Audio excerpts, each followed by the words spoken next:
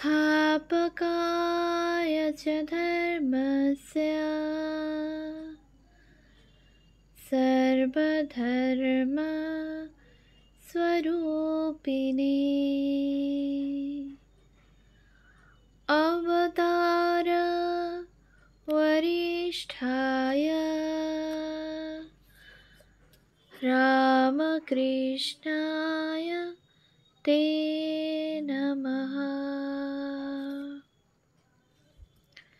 শ্রী শ্রী রামকৃষ্ণ লীলা প্রসঙ্গ প্রথম ভাগ, পূর্বকথা ও বাল্যজীবন, সাধকভাব ও গুরুভাব পূর্বার্ধ। পূজনীয় স্বামী শারদানন্দজি মহারাজের রচনা। পৃষ্ঠা সংখ্যা 133। জটাধারী ও বাৎসল্য ভাব সাধন। ঐরূপ সাধকের মনে স্বার্থদুষ্ট বাসনার উদয় হয় না। অবতার পুরুষদিগের তো কথাই নাই। সিদ্ধ জীবনমুক্ত পুরুষদিগের জীবন আলোচনা করিয়াও আমরা ঐরূপ অনেক ঘটনা অনুসন্ধানে প্রাপ্ত হইয়া থাকি। অবতার পুরুষ সকলের জীবনে এক পক্ষে অসাধারণ উদ্যমশীলতার ও অন্য পক্ষে বিরাট ইচ্ছায় সম্পূর্ণ নির্ভরতা সামঞ্জস্য করিতে হইলে ইহাই সিদ্ধান্ত করিতে হয় যে বিরাট ইচ্ছার অনুমোদনেই তাহাদিগের মধ্য দিয়া উদ্যমের প্রকাশ হইয়া থাকে, নতুবা নহে। অতএব দেখা যাইতেছে ঈশ্বরেচ্ছার সম্পূর্ণ অনুগামী পুরুষ সকলের অন্তর্গত স্বার্থ সংস্কারসমূহ এককালে বিনষ্ট হইয়া মন এমন এক পবিত্র ভূমিতে উপনীত হয় যেখানে উহাতে শুদ্ধ ভিন্ন স্বার্থদুষ্ট ভাবসমূহের কখনো উদয় হয় না, এবং ঐরূপ অবস্থা সম্পন্ন সাধকেরা নিশ্চিন্ত মনে আপন মনোভাবসমূহে বিশ্বাস স্থাপনপূর্বক উহাদিগের প্রেরণায় কর্মানুষ্ঠান করিয়া দোষভাগী হয় না। ঠাকুরের ঐরূপ অনুষ্ঠানসমূহ ইতর সাধারণ মানবের পক্ষে অনুকরণীয় না হইলেও পূর্বোক্ত প্রকার অসাধারণ অবস্থা সম্পন্ন সাধককে নিজ জীবন পরিচালনে বিশেষ আলোক প্রদান করিবে সন্দেহ নাই। ঐরূপ অবস্থা সম্পন্ন পুরুষদিগের আহার বিহার আদি সামান্য স্বার্থবাসনাকে শাস্ত্র ভৃষ্ট বীজের সহিত তুলনা করিয়াছেন। অর্থাৎ বৃক্ষলতাদির বীজসমূহ উত্তাপদগ্ধ হইলে তাহাদের জীবনী শক্তি অন্তর্হিত হইয়া সমজাতীয় বৃক্ষলতাদি যেমন উৎপন্ন হইতে পারে না, পুরুষদিগের সংসার বাসনা তদ্রূপ সংযম ও জ্ঞানাগ্নিতে দগ্ধীভূত হওয়ায় উহারা তাহাদিগকে আর কখনো ভোগতৃষ্ণায় আকৃষ্ট করিয়া বিপথগামী করিতে পারে না। ঠাকুর ওই বিষয় আমাদিগকে বুঝাইবার নিমিত্ত বলিতেন, স্পর্শমণির সহিত সঙ্গত হইয়া লৌহের তরবারি স্বর্ণময় হইয়া যাইলে উহার হিংসাক্ষম আকার মাত্রই বর্তমান থাকে, উহার দ্বারা হিংসাকার্য আর করা চলে না। ঐরূপ সাধক সত্য সংকল্প হন। ঠাকুরের জীবনে ওই বিষয়ের দৃষ্টান্ত সকল। উপনিষদকার ঋষিগণ বলিয়াছেন, ওই প্রকার অবস্থা সম্পন্ন সাধকেরা সত্য সংকল্প হয়েন, অর্থাৎ তাহাদিগের অন্তরে উদিত সংকল্প সকল সত্য ভিন্ন মিথ্যা কখনো হয় না। ভাবমুখে অবস্থিত ঠাকুরের মনে উদিত ভাব সকলকে বারংবার পরীক্ষার দ্বারা সত্য বলিয়া না দেখিতে পাইলে আমরা ঋষিদিগের পূর্বোক্ত কথায় কখনো বিশ্বাসবান হইতে পারিতাম না। আমরা দেখিয়াছি, কোনরূপ আহার্য গ্রহণ করিতে যাইয়া ঠাকুরের মন সংকুচিত হইলে অনুসন্ধানে জানা গিয়াছে তাহা ইতঃপূর্বে বাস্তবিক কি দোষদুষ্ট হইয়াছে। কোনো ব্যক্তিকে ঈশ্বরীয় কথা বলিতে যাইয়া তাহার মুখ বন্ধ হইয়া যাইলে প্রমাণিত হইয়াছে বাস্তবিকই ওই ব্যক্তি ওই বিষয়ের সম্পূর্ণ অনধিকারী। কোনো ব্যক্তির সম্বন্ধে ইহজীবনে ধর্মলাভ হইবে না বলিয়া, অথবা অত্যল্পমাত্র ধর্মলাভ হইবে বলিয়া তাহার উপলব্ধি হইলে বাস্তবিকই তাহা সিদ্ধ হইয়াছে। কাহাকেও দেখিয়া তাহার মনে বিশেষ কোনো ভাব বা দেবদেবীর কথা উদিত হইলে উক্ত ব্যক্তি ওই ভাবের বা ওই দেবীর অনুগত সাধক বলিয়া জানা গিয়াছে। অন্তরের ভাব প্রেরণায় সহসা কাহাকেও কোনো কথা তিনি বলিলে ওই কথার বিশেষ আলোক প্রাপ্ত হইয়া তাহার জীবন এককালে পরিবর্তিত হইয়া গিয়াছে। ঐরূপ কত কথাই না তাহার সম্বন্ধে বলিতে পারা যায়। জটাধারীর নিকটে ঠাকুরের দীক্ষা গ্রহণ পূর্বক বাৎসল্যভাব সাধন ও সিদ্ধি। আমরা বলিয়াছি, জটাধারীর আগমনকালে ঠাকুর অন্তরের ভাব প্রেরণায় অনেক সময় আপনাকে ললনাজনোচিত দেহ মন সম্পন্ন বলিয়া ধারণাপূর্বক তদনুরূপ কার্য সকলের অনুষ্ঠান করিতেন এবং শ্রীরামচন্দ্রের মধুময় বাল্যরূপের দর্শন লাভে তৎপ্রতি বাৎসল্য ভাবাপন্ন হইয়াছিলেন। কুলদেবতা রঘুবীরের পূজা ও সেবাদি যথারীতি সম্পন্ন করিবার জন্য তিনি বহু পূর্বে রাম মন্ত্রে দীক্ষিত হইলেও তাহার প্রতি প্রভু ভিন্ন অন্য কোনোভাবে তিনি আকৃষ্ট হন নাই। বর্তমানে ওই দেবতার প্রতি পূর্বোক্ত নবীন ভাব উপলব্ধি করায় তিনি এখন গুরুমুখে যথাশাস্ত্র ওই ভাব সাধনোচিত মন্ত্র গ্রহণপূর্বক উহার চরম উপলব্ধি প্রত্যক্ষ করিবার জন্য ব্যস্ত হইয়া উঠিলেন। গোপাল মন্ত্রে সিদ্ধকাম জটাধারী তাহার ঐরূপ আগ্রহ জানিতে পারিয়া তাহাকে সাল্লাদে নিজ ইষ্টমন্ত্রে দীক্ষিত করিলেন এবং ঠাকুর ওই মন্ত্র সহায়ে তৎপ্রদর্শিত পথে সাধনায় নিমগ্ন হইয়া কয়েক দিনের মধ্যেই শ্রীরামচন্দ্রের বালগোপাল মূর্তির অনুক্ষণ দিব্য দর্শন লাভে সমর্থ হইলেন। বাৎসল্য ভাব সহায়ে ওই দিব্যমূর্তির অনুধ্যানে তন্ময় হইয়া তিনি অচিরে প্রত্যক্ষ করিলেন, जो राम दशरथ का बेटा वही राम खट खट में लेटा, वही राम जगत पसेरा, वही राम सबसे न्यारा। অর্থাৎ শ্রীরামচন্দ্র কেবলমাত্র দশরথের পুত্র নহেন, কিন্তু প্রতি শরীর আশ্রয় করিয়া জীবভাবে প্রকাশিত হইয়া রহিয়াছেন।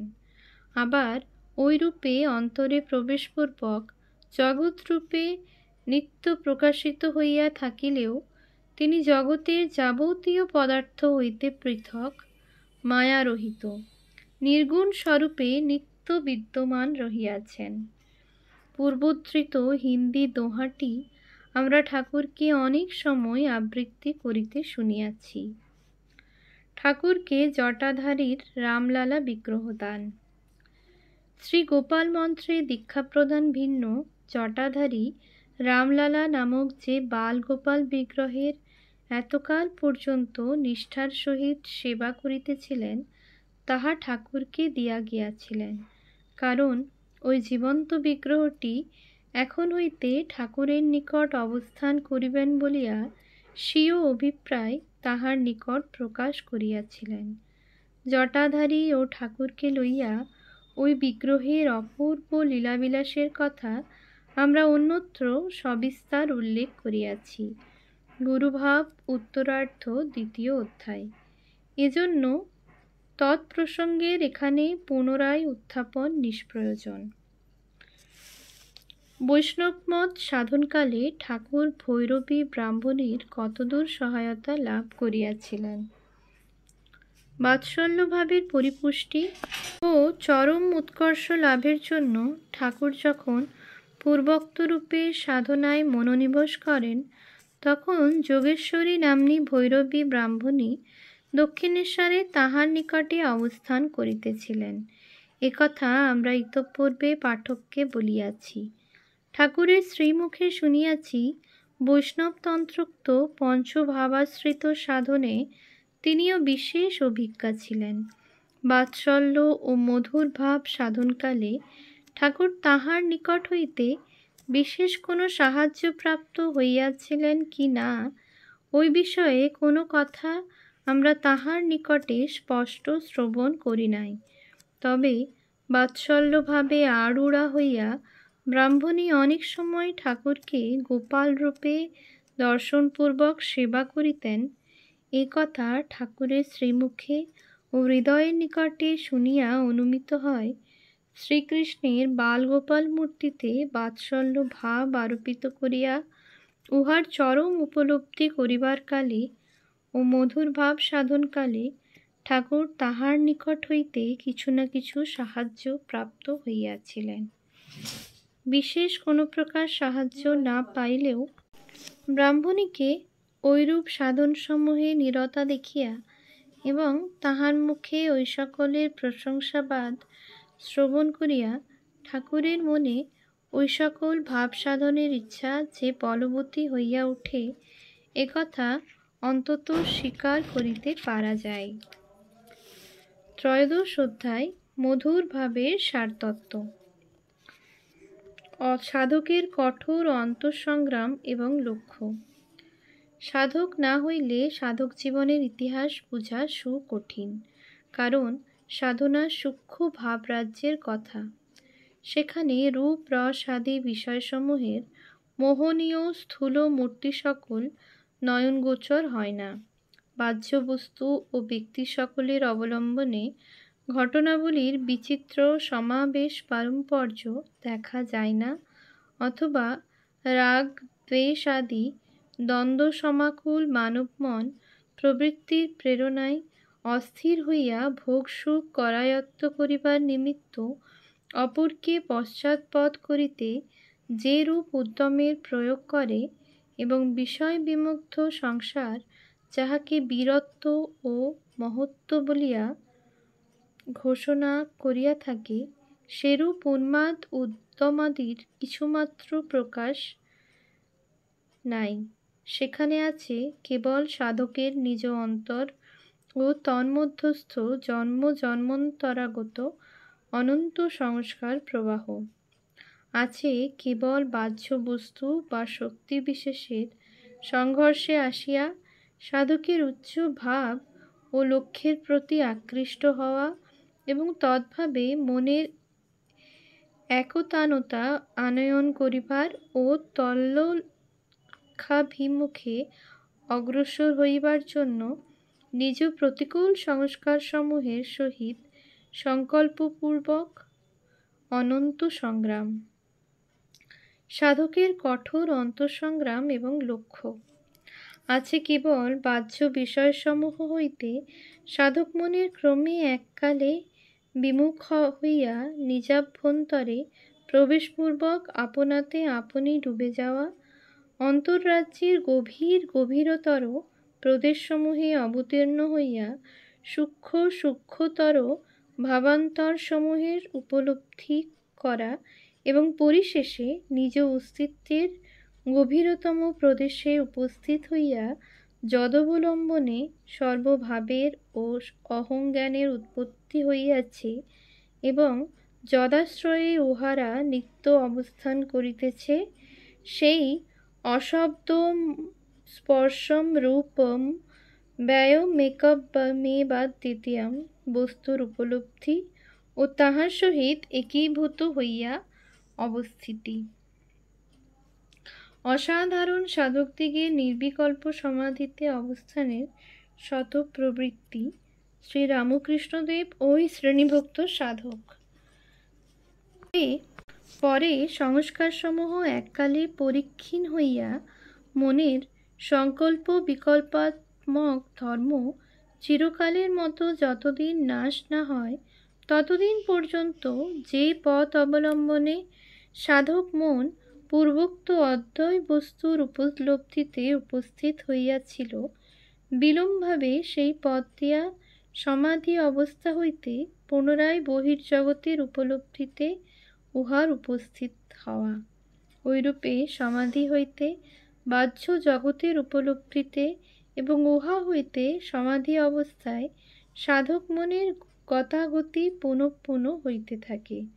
জগতের আধ্যাত্মিক ইতিহাস আবার সৃষ্টির প্রাচীনতম যুগ হইতে অদ্যাবধি এমন কয়েকটি সাধক মনের কথা লিপিবদ্ধ করিয়াছে, যাহাদের পূর্বোক্ত সমাধি অবস্থায় যেন স্বাভাবিক অবস্থান ভূমি।